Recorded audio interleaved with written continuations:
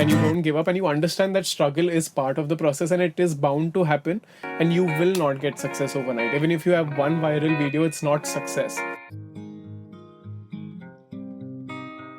Good morning Mumbai.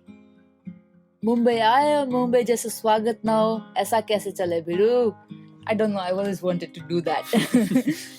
This is your host Andy, and I cannot express how excited I am to have our Aussie mic with Indian stage and you all.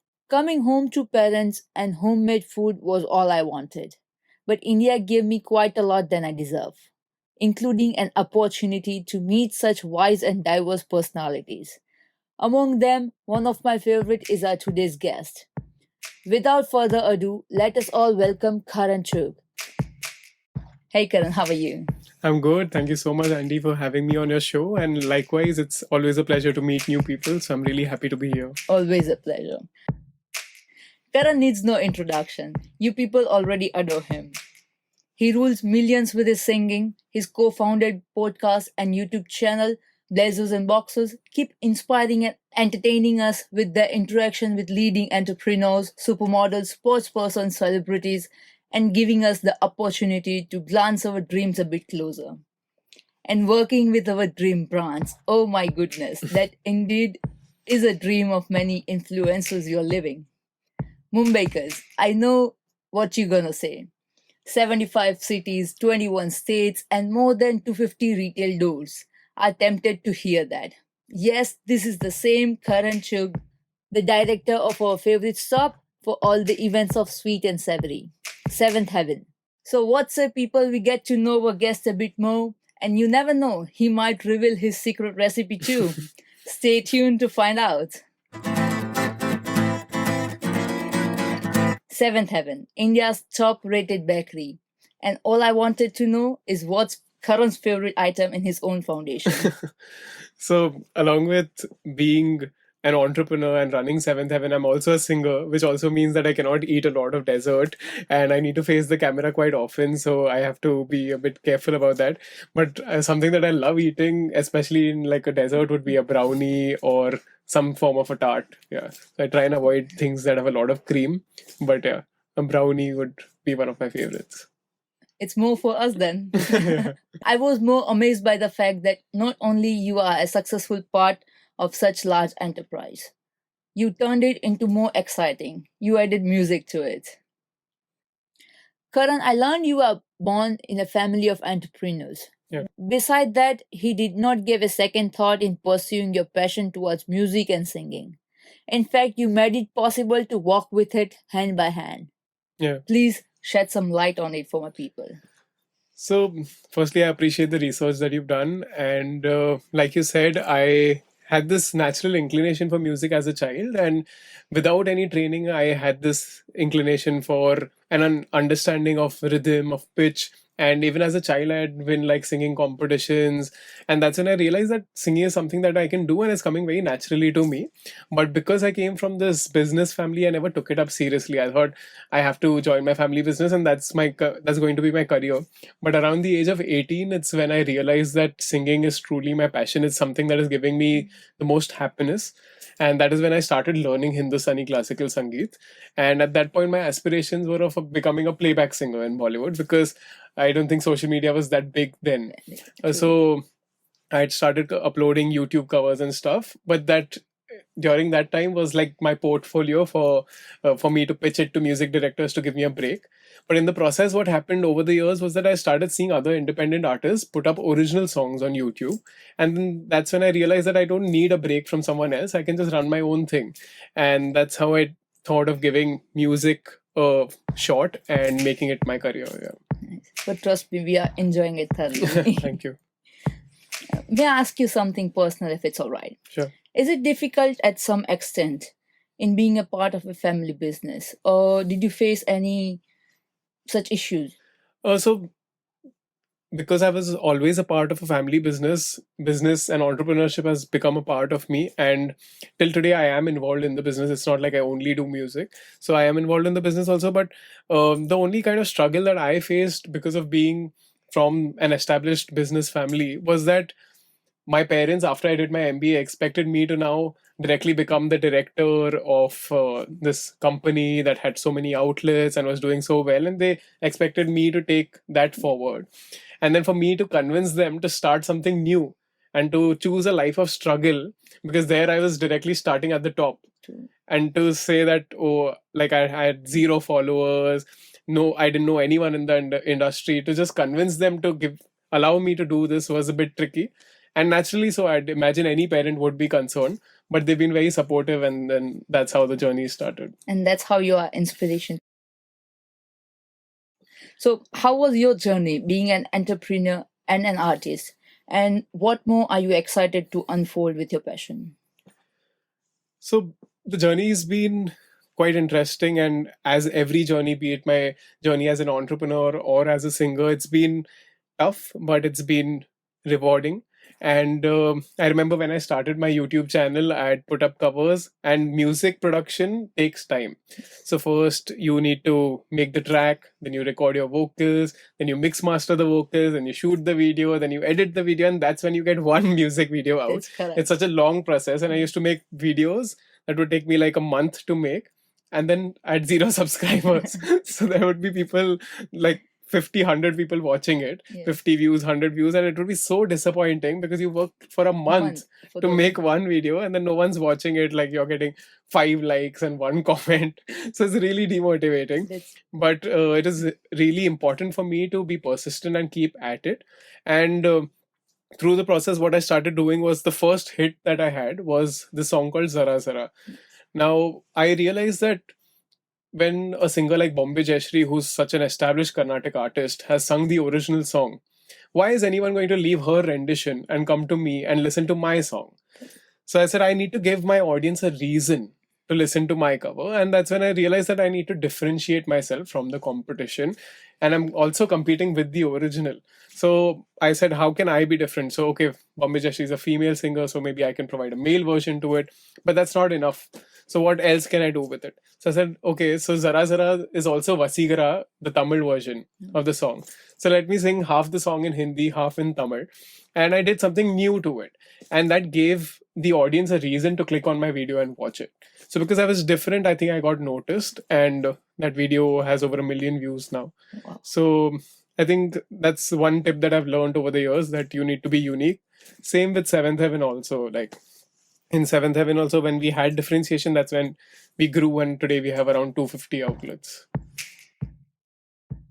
I made some research on his interviews, his social medias, and it was really amazing to see that. But if given a chance to share that same persistence example to your younger self, what would you say? I think at that point, I had no faith in anything working for me. It was just shooting in the dark. But I'd just tell myself, a younger self, that keep being persistent. Yes, that's important, but also keep experimenting while you're at it. So, for example, I created this version of Chand Chupa Badal Mein. I wrote new lyrics for it. I wrote lyrics myself and made a new version out of it. Or recently, I covered the song which is Tare Gin Gin, which it's a super hit party track by Sukhbir, and I made it into a sad song. I completely changed the genre of the song, and then that my rendition of it got noticed by the original singer. It got appreciation from the original singer. So all I'd say to my younger self is that keep at it; it will work for you, but also keep experimenting and trying new things. Yeah.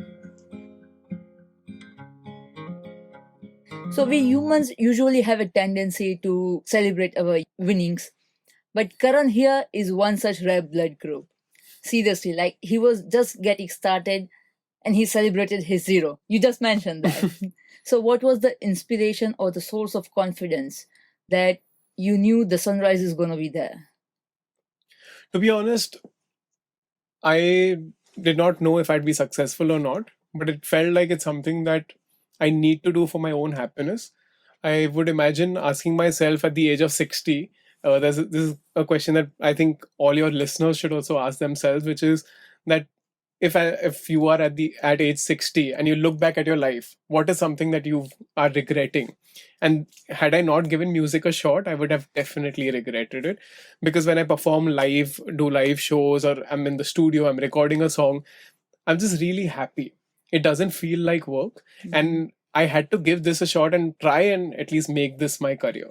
So it was something that was bigger than me. And there's also this need for me to put out my thoughts in the form of original songs. I haven't made originals yet because I'm trying to build up an audience for myself, which I have been able to by now. So my next step is to make originals and put out my thoughts through my songs and hopefully be able to create some impact through it. So when the mission was bigger than me, I think that was my inspiration. Nice. That's actually very true. The bill of regret is always bigger than the bill of failure. Yeah. So, what advice would you give to an impatient young era of 21st century who want to have it all but don't know the amount of sweat? I think, like you said very correctly, the coming generation is a bit impatient. And I think so was I when I was making covers initially. But I've learned it the hard way, be it with Blazers and Boxers, be it with my music channel, be it with Seventh Heaven. I'll give you the example of Blazers and Boxers. When my best friend and I started the podcast channel, we sent out 100 invites on day one to potential guests, and we got 99 rejections. And we got one yes, but at least that was our beginning. And it really took us a while to reach a place where guests would want to be on our show. And we got one yes, then a bigger yes, and today we've interviewed the likes of Padma Bhushan Pankaj Advani, Padma Shri Shubha Mudgal ji, and many other great artists that I'd never imagined would be on my show. But if you keep at it and you don't give up and you understand that struggle is part of the process and it is bound to happen, and you will not get success overnight. Even if you have one viral video, it's not success. It's just one viral video that you had. So success to me is when you consistently put out quality work. That is when you are successful. Yes. So it's not always the luck. It's hard work then luck. Definitely. Yeah. Luck definitely has a part to play because sometimes we get yeses from certain guests. And I'm like, did they actually say yes to be on my show? I'm in shock. For example, I've been hearing Shubhaji's recordings as a classical music student of classical music myself. I've been hearing her music for around 8-9 years now. And then to have her on my show was just surreal. And then to have her sing on my show was surreal. So there is luck, of course, but I feel like she must have seen something in us to say yes. So it's hard work first, definitely, and then luck. So who would you consider your inspiration idol? Like you keep going. Yeah. So I think there's no one idol as such. If you want to get into my musical journey, then I remember hearing Sunidhi Chauhan perform live, and she is someone that is a bit low key in her general life, but the moment she gets on stage, she transforms and she becomes this diva and she becomes this powerful person while singing. And that really inspired me to take it up. And that was not the right reason to ever get into music because probably I was taken aback by the fame and the power that comes with being someone who's famous. But because when I got into it, I started to realize the power of music. And now I am a musician not for the fame or money that comes with it, but only and only for the love that I have for the art form. Music is your happy place. Absolutely, yeah. And if there are times where I use music as a tool for expressing certain emotions. So be it happy, if I'm happy, I'm singing a happy song. If I'm sad, I'm singing a sad song. If I'm angry, I'm singing that kind of a song, and I actually let out my emotions. And after I've sung that song, I actually feel lighter. So it's almost a companion for me. Yes. So when I am unable to speak, I write. So you sing. That's a language of soul. Absolutely. Your social media journey, whether it be Instagram, YouTube, podcast, is impeccable. Wouldn't you agree? It's still a bit overwhelming sometimes, and because of that, people tends to give up. It is. It is a very tricky game to be in, and you need to be consciously aware of what is happening around you because there's so much that happens on social media. Firstly, you can have talent and not succeed on social media. So to succeed in this game, you need to have knowledge, not just about the field of expertise that you are showcasing, for example, music in my case, but at the same time, you also need to have social media skills. For example, you're creating content for Instagram. Now you need to know what should be the duration of the video. Which song do I have to use in this reel? and how do I hook my audience in the first 3 seconds. These are all skills that you need to have. And even if you sing exceptionally well, if you aren't doing these things right, your video is not going to work. So that's there. Along with that, you get positive comments, you get negative comments. For example, sometimes I get comments where people love me so much sometimes that they'll say things like, "Oh, you sing better than Arijit Singh." Now, if I take that to my head, Yes. will I start? I think I'll stop learning more. I'll be Correct. complacent, and that will stop my growth. So neither can I take positive comments very seriously, neither can I take negative comments very seriously. I need to base my opinions based on what I think of myself, of the people around me, and probably my guru. So that is one aspect of it. And we also tend to equate our worth to the numbers that we have. So for example, if I have 100k, then this is my worth. And if I've that person had 200k, now is that person better than me? Not necessarily, right? But that is how we assume things to Yes. be.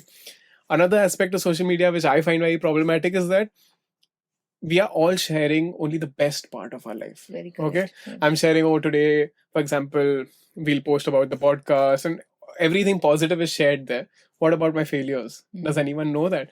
How many people knew that I got rejected 99 times before I got my first podcast guest? So the thing is, when we share only the positive, it's negatively impacting other people's mental health. They feel like Karan's life is perfect and mine isn't. But the truth is that everyone's life is full of ups and downs. True. It's never a comparable thing. Yeah, yeah. Yeah, grass is always greener on the other Other side. side, yeah. That's my personal favorite question. Yeah. How thrilling does it feel living the dream? Collaborations and working for some of our favorite brands, Amazon, Myntra, Color, Marks and Spencer, Booyah, and so many more. Yeah, it's been surreal, and I've been very fortunate because I know a lot of influencers that aren't lucky to get enough brand work, but it's something that has always come my way, and I've never had to reach out and get a brand. I remember I was around at 6,000 followers, that's it, and I got Myntra as my first brand, and I got paid a very nominal amount for it, but at least I got paid. It was not a barter collaboration, and that's how my journey with brands started. And for example, working for Amazon, working for Marks and Spencer, Gillette, all these brands, these are brands that I've been using for years. Yes. Now, for me to endorse these brands is like crazy, but it's been a good experience. Brands also have certain requirements that sometimes they don't always get the creative side of things. They want you to, for example, I'll get a campaign where if I normally address my audience in English, they'd suddenly expect me to do an entire campaign in Hindi. Now, for me, my audience knows that that is not who I am. It won't come off as authentic. But so these kind of things happen. But what I try and do is that I only and only endorse brands that I believe in, that I personally use. And that is something that has really helped build trust with my audience. And that is why it works. I think we've all seen celebrities, especially from Bollywood and others, where they endorse products that we clearly know they don't use. But why influencer marketing is working so well is because we try and sell products that we actually use. So that is the difference. There are brands which are alcohol brands, gambling apps such as Rummy, etc., leather products. These are all brands that I've refused. And that's because they don't align with my personal values. And it's very important that every influencer stands by what they believe in. We seek for authenticity, that's true. And how about dealing with fears? But they're scared, stage fear. How would you address or help them? I think there's one theory with any kind of fear, which is the only way to overcome it is to face it. So if you have stage fear, I understand that suddenly if you go in front of 1,000 people and you start singing or performing or whatever, it's obviously going to make you very scared. But the fear will go only once you start facing it, and start small. Start performing in front of 3 people in your house, make that your stage, and then gradually progress. And once you keep facing your fear, you realize that, okay, I gave a speech in front of 10 people and nothing happened, I didn't die. So once you realize that, you build up confidence. So I think the only way is to push yourself and face the fear. That's very true. Well, this is sort of a ritual on my every podcast. Turning towards the end, what is your current favorite quote? There's this quote that has always lived with me. It's one by Steve Jobs, and it says that the ones that think they are crazy enough to change the world are usually the ones that do. So I think that quote has always given me the strength to feel that my original songs can have some impact in the world. So it's something that can probably inspire your listeners too. Signing off with a promise to keep bringing such exciting and thrilling guests on our upcoming episode of With Regards, The Urge. And for me to do so, please keep sharing the podcast if you enjoyed. Thank you so much for being on the show, Karan. It was all pleasure. Thank you so much. I had a lovely time, and I hope that if my audience is watching, please subscribe to her podcast. And thank you so much for having me. Thank you so much.